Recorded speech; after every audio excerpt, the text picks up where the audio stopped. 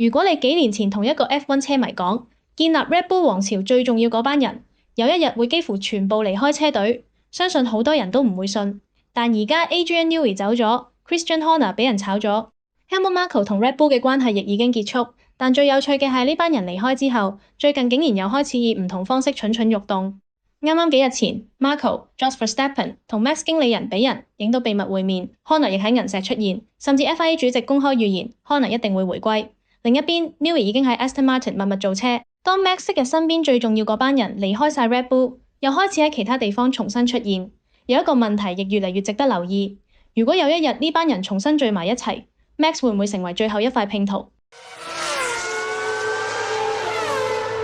今次成件事最值得討論嘅起點其實係一張相，相入面有三個人 ：Helmut Marko、Max 嘅老豆 Jos Verstappen 同埋 Max 嘅經理人 Raymond Vermeulen。如果單純係三個朋友食飯，可能冇乜特別。但問題係呢三個人幾乎就係 Max 職業生涯最重要嘅決策人。Jos 係 Max 老豆，亦一直對 Max 職業生涯有非常大影響力。Raymond Vermeulen 負責處理 Max 嘅商業同合約事務。至於 Helmut Marko 就更加唔需要多講。由 Max 出道開始 ，Marko 已經係最相信佢嘅人之一，亦係當年將 Max 帶入 Red Bull 體系，俾機會佢直接升上 F1 嘅關鍵人物。所以當呢三個人突然坐埋一齊，大家第一個問題自然係佢哋究竟傾緊乜？更加值得留意嘅係呢張相並唔似係偷拍之後意外流出，相片由一直同 Max 陣營關係密切嘅荷蘭記者 Eric van Haren 公開。如果 Max 陣營真係完全唔希望外界知道今次會面，呢張相到底點解會流出，本身已經值得思考。所以真正重要嘅可能唔係佢哋有冇開會，而係點解要俾全世界知道佢哋開緊會。某程度上，呢張相本身就似係一個信號，一個俾 Red Bull 睇嘅信號。Max 身邊嘅人仍然喺度，而佢哋亦仍然有能力坐埋一齊討論下一步究竟應該點行。而呢個時候就要講返 Max 同 Red Bull 合約入面一直備受關注嘅離隊條款。最關鍵嘅時間點，據報就係暑假之前。呢個亦令最近幾場比賽變得更加重要。因為如果 Red Bull 競爭力繼續下跌 ，Max 喺積分榜位置受到影響，原本只係理論上存在嘅離隊條款，就有可能真正成為談判籌碼。所以呢張相出現嘅時間先會咁敏感。一邊係 Max 嘅離隊條款越嚟越接近關鍵時間點，另一邊就係 Marko、Jos 同 Vermeulen 突然公開聚會。如果你係 Red Bull 管理層，見到呢張相之後，第一個反應一定會係 Max 陣營係咪準備做啲乜？但我反而覺得呢張相未必代表 Max 已經決定離開 Red Bull， 更加有可能嘅情況係 Max 陣營想利用呢張相向 Red Bull 施加壓力。因為談判最重要嘅從來都唔係你係咪真係想走，而係對方相唔相信你有能力走。當 Red Bull 見到張相，再加上潛在離隊條款，車隊自然會開始擔心 Max 陣營係咪真係研究其他選擇。而呢種壓力正正可以成為 Max 同 Red Bull 談判嘅時候最好用嘅籌碼。Max 唔需要直接同車隊講，如果你哋唔改，我就走。有時候只要俾 Red Bull 知道佢身邊嘅人仍然保持聯絡，佢有其他選擇，而且合約上亦可能存在離開嘅空間，效果可能已經足夠。尤其係而家 Red Bull 處於一個非常敏感嘅階段。三大開國功臣走咗，如果連 Max 都走埋，車隊承受嘅壓力自然會非常大。所以我覺得呢張相真正嘅作用，可能唔係宣佈 Max 準備離隊，而係向 Red Bull 傳遞一個非常清楚嘅信號：你哋唔可以再理所當然咁認為 Max 一定會留低。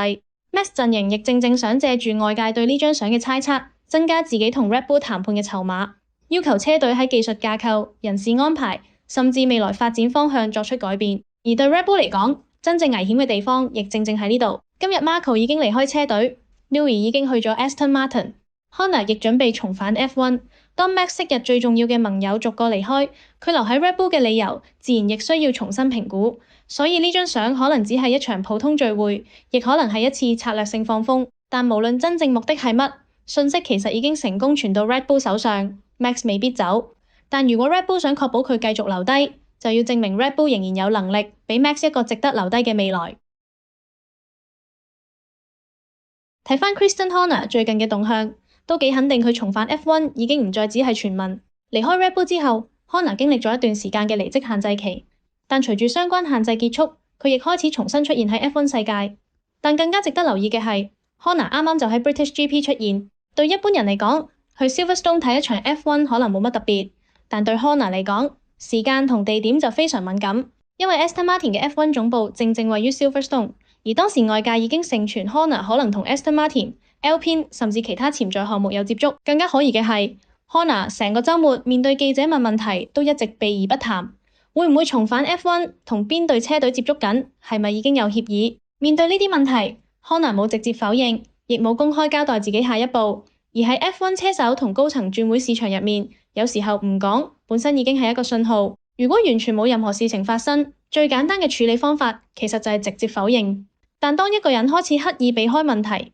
外界自然會懷疑背後係咪已經有一啲暫時唔可以公開嘅事情。更加重要嘅係，Horner 喺 Silverstone 期間亦再一次俾人影到同 Adrian Newey 有良好互動。過去一直有傳聞話佢哋兩個喺 Red Bull 最後階段關係已經好差，但最近兩個人曾經一齊出席演唱會，亦一齊出現喺 Wimbledon， 而去到 British GP 又影到有交流，氣氛亦完全唔似外界想象中咁惡劣。所以當 FIA 主席直接表示 Horner 將會重返 F1， 成件事就更加值得留意，因為而家已經唔再只係 Horner 想返嚟，佢開始重新出現喺 F1， 開始同賽車界重要人物接觸，又喺 Aston Martin 大本營所在嘅 Silverstone 現身，同時拒絕正面回應自己嘅未來。所有線索放埋一齊，至少反映 Horner 可能已經開始為下一步鋪路。真正嘅問題只係佢最後會去邊。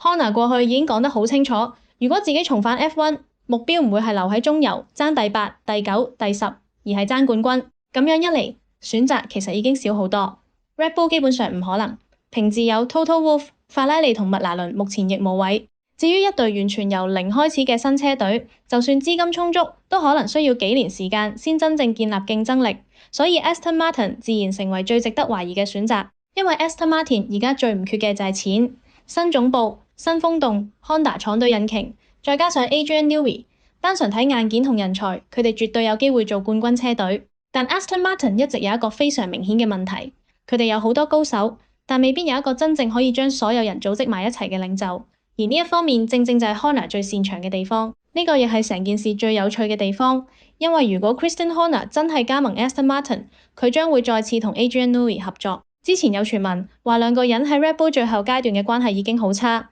係 Newey 最終決定離開嘅其中一個原因。但而家有幾次俾人影到有交流，所以佢哋之間嘅關係到底去到邊，外界根本冇辦法完全知道。但有一樣嘢係肯定嘅， Horner 知道點樣同 Newey 合作。Newey 亦知道 Horner 有能力管理一隊冠軍車隊，兩個人一齊工作咗接近20年，經歷過 Red Bull 第一次王朝，亦經歷過 Max 時代嘅第二次王朝。無論私人關係有冇出現過問題，喺工作能力方面，兩個人對彼此一定非常熟悉。如果 Aston Martin 真係可以將 Horner 帶過去，咁就等於將昔日 Red Bull 王朝最重要嘅兩個管理同技術人物重新放埋一齊。Newey 負責技術， Horner 負責管理， Honda 提供廠隊引擎， Lawrence Stroll 提供資金。到時候 Aston Martin 距離一隊真正完整嘅冠軍車隊，可能就只差最後一樣嘢，一個世界冠軍級車手。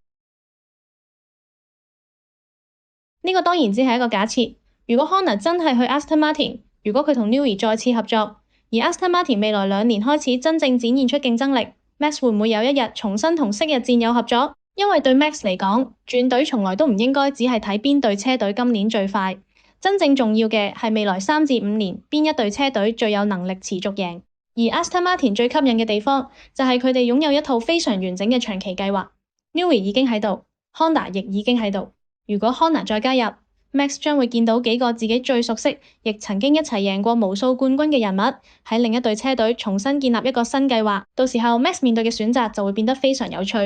一邊係 Red Bull， 一隊陪佢由少年走到4屆世界冠軍，但昔日核心人物已經逐個離開嘅車隊；另一邊就可能係一隊擁有自己昔日戰友、全新設施、廠隊引擎同大量資源嘅新勢力。如果真係去到嗰一日， Max 選擇離開 Red Bull， 可能已經唔再只係一次普通轉會，而係昔日 Red Bull 王朝喺另一隊車隊重新重組。不過講開 Max 離隊傳聞，有一個最容易令人誤解嘅地方，就係大家只係集中討論今年 Red Bull 架車，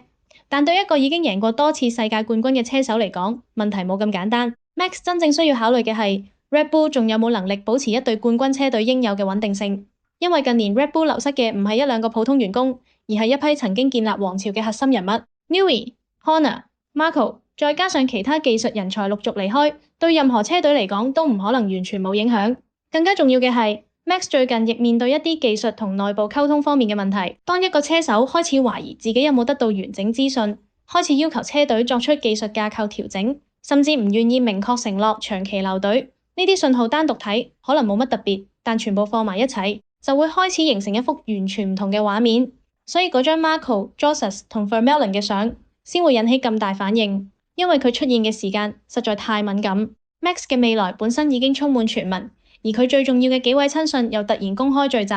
即使今次會面最終乜都冇發生，對 Red Bull 嚟講都已經係一個非常清楚嘅警告。Max 唔係冇其他選擇，咁你哋又點睇呢？你覺得 Max 今次同 Marco、Joseph 同經理人陣營嘅動作係咪真係代表佢開始認真考慮離開 Red Bull？Horner 如果重返 F1，你又覺得 Aston Martin 係咪最有可能嘅下一站？如果有一日 Horner、Newey 甚至 Max 再次喺同一隊車隊合作，你覺得佢哋有冇可能建立另一個 F1 王朝？歡迎留言分享你哋嘅睇法。最後，如果鍾意今條片，記得 Like、Subscribe 同埋撳埋個鐘仔支持我。我哋下一條片見。